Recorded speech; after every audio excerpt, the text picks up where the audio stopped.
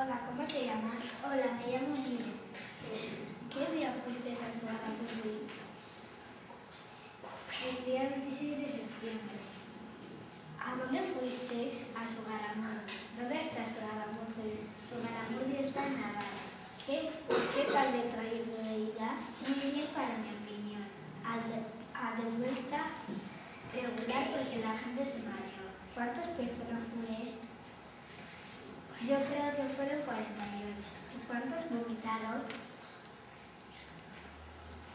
A mi parecer vomitaron 2 personas. ¿Y cuántos mareaba?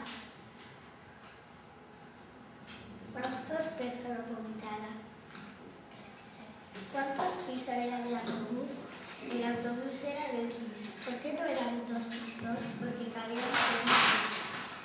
¿Había ruido en el autobús? Sí, ¿Por qué? porque cada vez que había un túnel todos hacían ¡ah! ¿Por qué pueblos pasasteis? Creo que pasamos por Soraluce, Elgoibar, Anzola y muchos más. ¿Pasasteis mejor? ¿Paséis mejor? ¿Te pareció mejor?